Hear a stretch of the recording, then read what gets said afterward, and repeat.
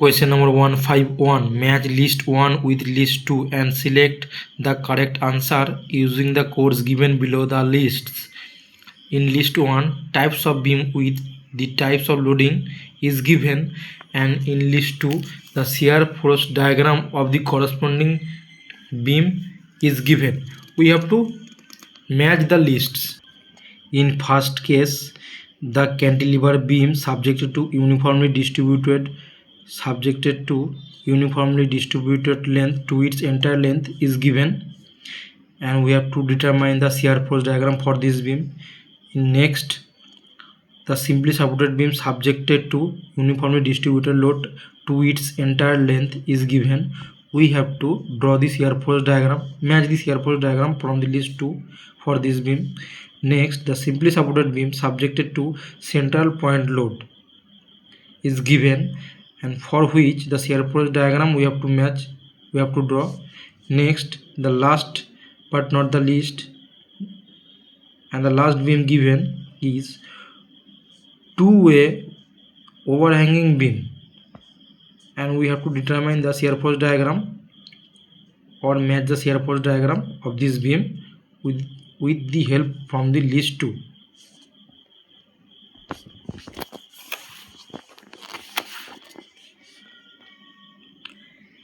In first case, a cantilever beam subjected to uniformly distributed load W per unit length to its entire length L.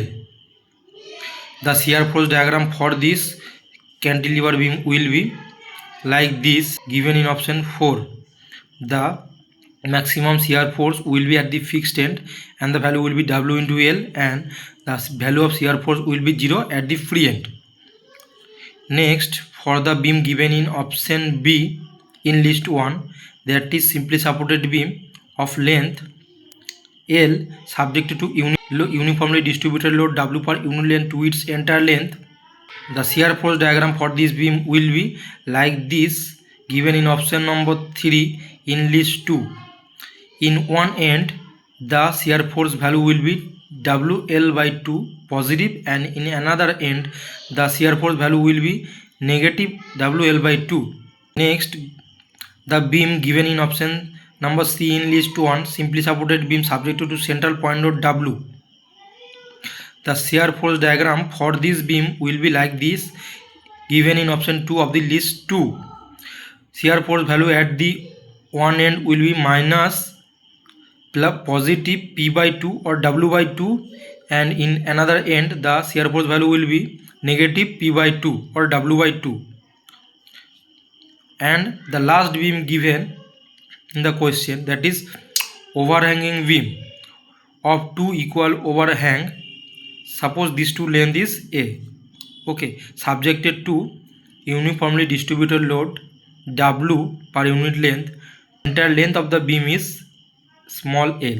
Okay, the shear force diagram for this beam will be like this. The shear force diagram for this beam will be like this, given in option 1 in list 2. The shear force value in the two end of the beam will be 0 at this end and at this end, and the shear force value at the top of this end will be 0.293 WL, and at the bottom the value will be 0.207 WL, and at this end at the top the value will be 0.207 WL, and at the bottom the value will be 0.293 WL. Option B is right answer. Question number 152. The bending moment diagram for an overhanging beam shown in the figure 10.15. The point of contraflexure would include. Option C is right answer, because we know the point of contraflexure, the point where the bending moment changes sign, is called the point of contraflexure. So in this figure, the bending moment changes sign in point C, at point C and D. So point of contraflexure would occur at these 2 points C and D. Question number 153. A Morse circle reduces to a point when the body is subjected to equal axial stresses on two mutually perpendicular planes acting, and the planes being free of shear, which is represented by the radius of the Morse circle. 154. Figure 10.16 shows a beam of supported length L and overhang 0.1 L carrying a concentrated load W at the end of the overhang. Which one of the following figures would represent the correct shear force diagram for the beam? So for this beam, suppose assume the reaction at this end B is equal to RB and reaction at the point C is equal to RC. Now if we take moment from the point C, so summation of all the moments at the point equal to C, at the point C equal to 0. Now reaction RB into L positive because trying to rotate in clockwise direction with respect to point C, minus the load into 1.1 L trying to rotate in anti-clockwise direction with respect to point C equal to 0. And if we calculate RB will be equal to 1.1 W. As we know, total load W equal to RB plus RC. So if we put RB equal to 1.1 W, RC will be equal to minus 0.1 W. Now we will calculate shear force on this beam. Shear force at A will be the load value minus W. Shear force at the end B will be minus the load value plus the reaction at the end B 1.1 W. So shear force at B will be 0.1 W and shear force at point C will be also 0.1 W. This will be constant at this end and this line will meet to 0 at this point. Number 155, a T section is used as a simply supported beam with uniform loading. The maximum bending stress for a given load will occur at the bottom of this section. Option D is right answer. Let's consider the stress diagram for the T section. Bending stress diagram for the T section. Okay, so for this T section, width of the flange is BF, thickness of the flange TF, and depth of the wave dW and thickness of the wave TW. The neutral axis passes at this point and the bending stresses at this point is equal to 0. Okay, this is the bending stress diagram of the T sectional beam. Okay, so at this portion above the neutral axis the beam will be in compression and below this neutral axis the beam will be in tension. Okay, so this distance from the extreme top fiber to the neutral axis will be YC compression. So this distance YC is the compression distance and the distance YT taken from the neutral axis to the extreme top fiber in tensile direction is YT. This is bottom part, this is top part. Okay, so we know sigma is equal to my by I. So sigma is proportional to y as the distance YT greater than YC. So obviously the maximum bending stress for a given load will occur for the bottom of the section. Question number 156. An I section beam made of structural steel has an overall depth of 30 cm. If the developed flange stresses at the top and bottom of the beam are 1200 kg per centimeter square and 300 kg per centimeter square respectively, then the depth of the neutral axis from the top of the beam would be. See, for the I section beam, the overall depth of the I section is given, that is equal to 30 cm. Suppose this is the neutral axis of the section. Okay, so this distance from the top to the neutral axis is YC and this distance from the neutral axis to the bottom is YT. Okay, and YC plus YT equal to 30 we can write, and also we can write sigma T bending stress sigma T by bending stress sigma B is equal to YC distance at top from the neutral axis and YT distance of bottom from the neutral axis. This okay, and sigma T, that means the plane stress at the top given 1200 kg per centimeter square, and sigma B bottom stress is equal to 300 kg per centimeter square given in question. So if we calculate, YC will be equal to 4 YT. Okay, now if we put YC equal to 4 YT in equation number 1, we will get YT equal to 6 centimeter and YC will be 30 minus 6 equal to 24 centimeter. B is right answer. Question number 157. Consider the following statements. Assertions. A. For beams, I sections are more economical than rectangular sections. Reason are most of the material is concentrated away from the centroid. Correct explanation. Option A is right answer. Both A and R are true, and R is the correct explanation of the assertion A. Question number 158. The shear stress distribution over a rectangular cross section of a beam follows a parabolic path. Option C is right answer. This is the shear stress distribution diagram for a rectangular cross section of a beam. Maximum at the neutral axis, that is equal to 1.5 into tau average. Tau max equal to 1.5 into tau average at the neutral axis. Question number 159. A simply supported beam of span L and uniform flexural rigidity EI carries a central point load W and total uniformly distributed load W throughout this span. The maximum deflection is given by simply supported beams subjected to uniformly distributed load W, capital W, which is equal to W per unit length, and the total length of the beam is equal to capital L, and a point load small w is also acting, okay, at the center. So by the central load, the deflection we know del 1 will be equal to WL cube by 48 EI, okay, and by the uniformly distributed load UDL, the deflection del 2 will be equal to 5W L to the power 4 by 5384 EI, okay. Here W per length is equal to capital W. So if we put capital W equal to W per unit length, the deflection value del 2 will be equal to 5 capital W L cube divided by capital L cube divided by 384 EI, and total maximum deflection at the center del max will be del 1 plus del 2, and if we add these two deflection, the del max value will be equal to 13 W capital W L cube divided by 384 EI. Option D is right answer. Number 160. An overhanging beam of overall length L and uniform flexural rigidity EI is loaded by two concentrated loads at the two ends. The beam is supported symmetrically on two supports with overhang A on each side as shown in the figure 10.18. The vertical deflection upwards at the center of the beam is given by, for this overhanging beam subjected to two end point load, suppose P, the vertical upward deflection at the midpoint del will be equal to m L square by 8 EI, and the moment value m will be equal to P into A.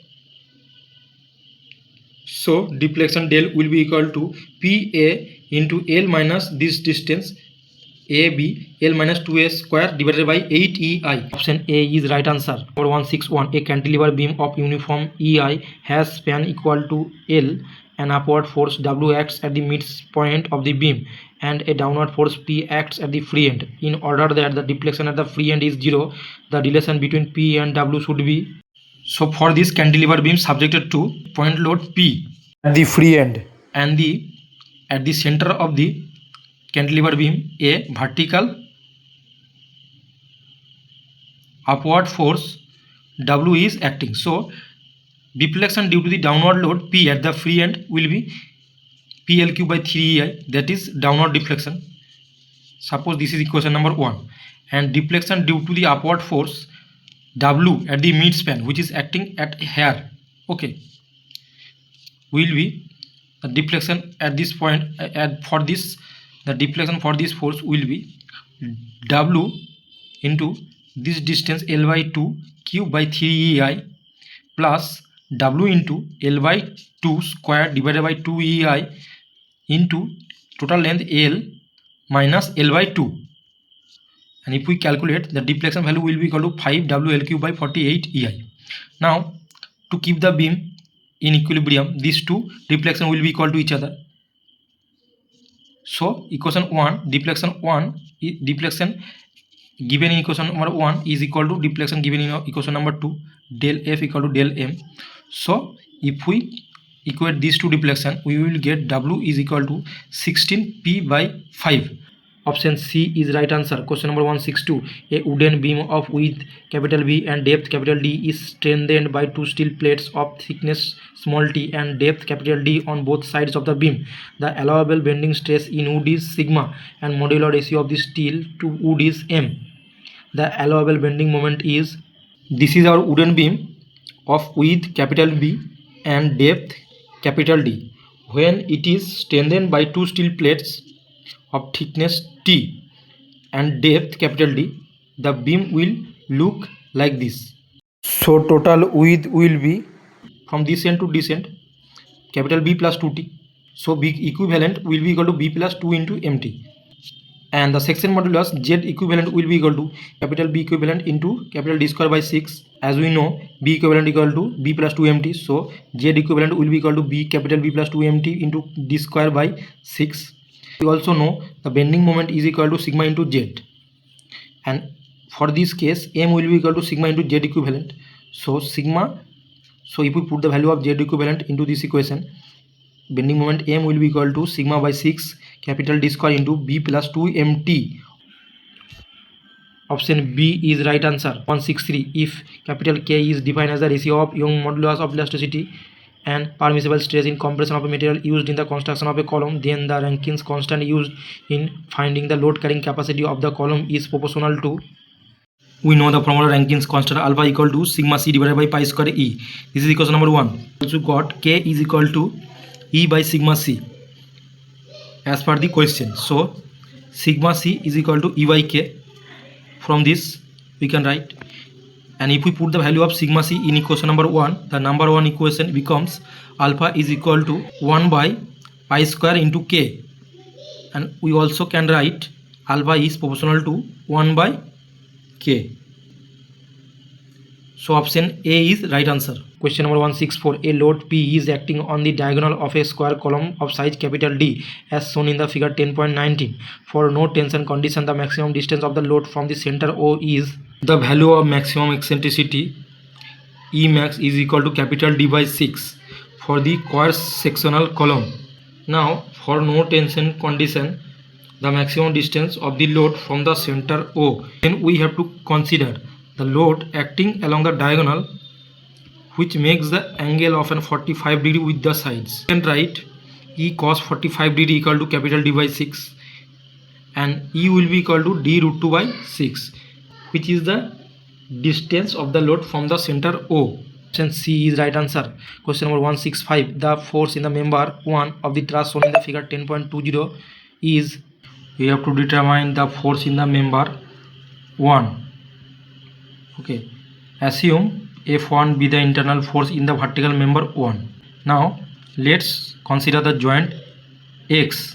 So at this joint, if we consider only the vertical forces, so the analysis will be like this of the joint.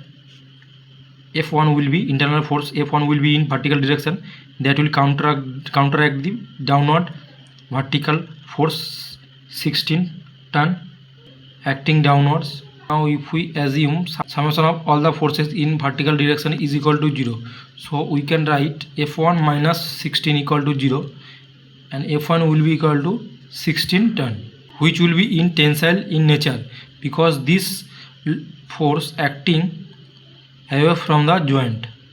Option C is right answer.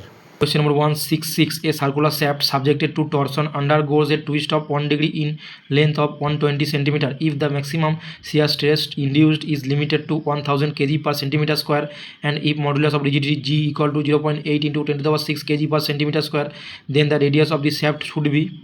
We know the torsional equation for this circular shaft is equal to T by J is equal to G theta by L is equal to tau by R. Tau is the shear stress, R is the radius of the shaft, G is the modulus of rigidity, theta is the angle of twisting, L is the length of the shaft, T is the torque to which the shaft is subjected, and J is the polar moment of inertia of this shaft.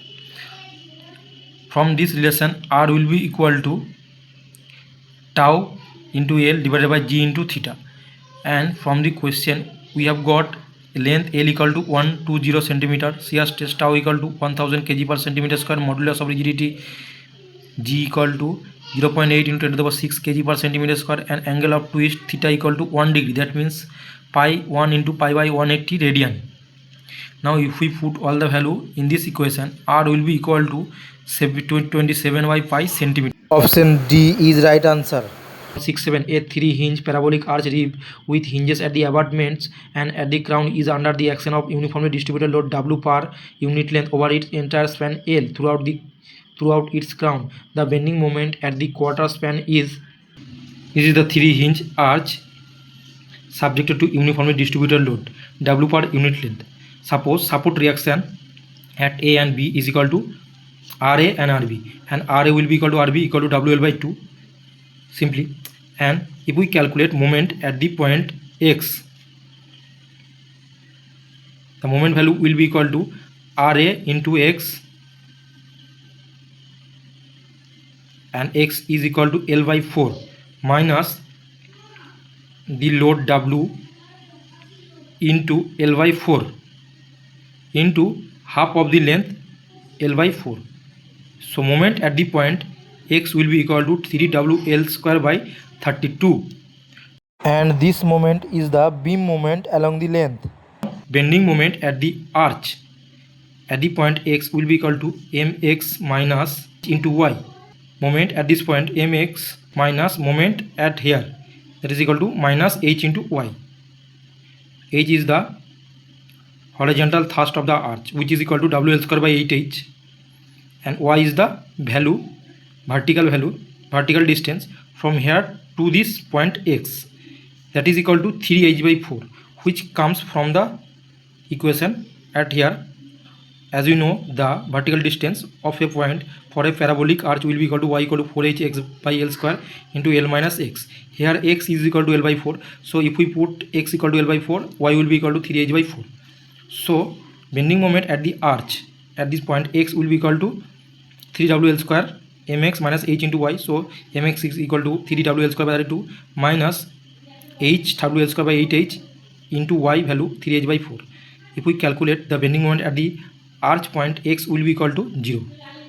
Option A is right answer. Question number 168. In order to produce bending and shear stresses of equal magnitudes at the extreme fibers of a circular cross section under the action of combined bending and torsion, the ratio of bending to twisting moment must be.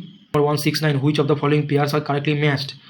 Stress distribution diagram, which varies for different shapes of the section. Right, because shear stress distribution for rectangular section, circular section is different, so different for different shape of the section. And the statement 2, bending stress distribution diagram similar for different shape of the section. This is right because bending stress at the neutral axis for all the section to 0 for all the section. Okay, so this statement is right, this statement is also right. 1, 2 statements are right. The ratio of bending stress to shear stress in any shaft subjected to torque T and bending moment M is equal to M by 2T. No, the value will be 2M by T. Statement 4, the polar moment of inertia is equal to sum of moment of inertia about the x and y axis.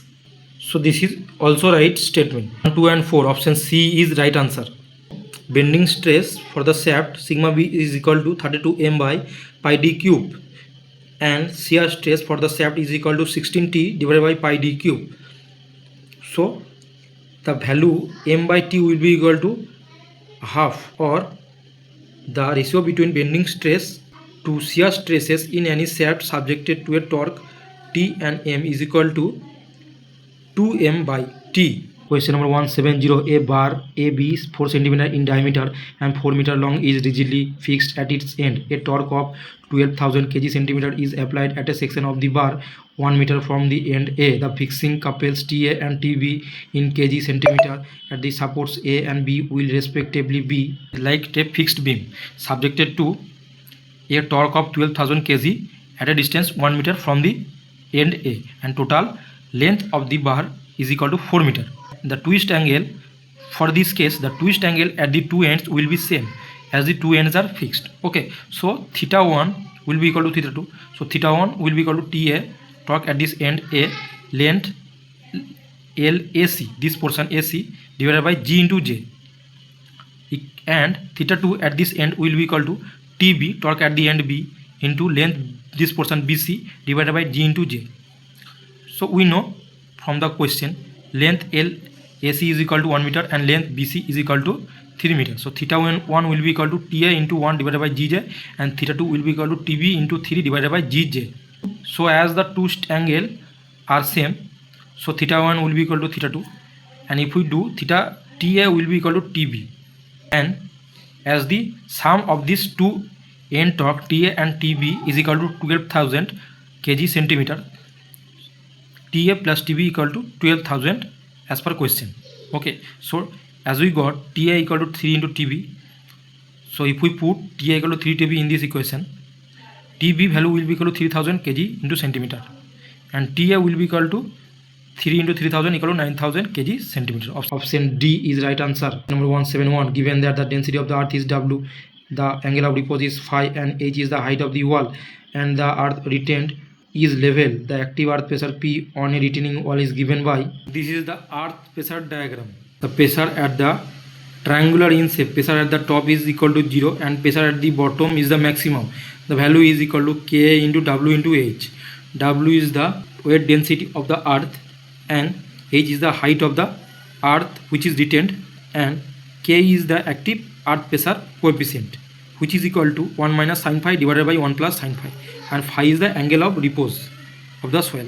So active earth pressure will be equal to area of this pressure diagram. So half into this base into height, and if we calculate the value, pressure will be equal to WH square by 2 into 1 minus sin phi divided by 1 plus sin phi.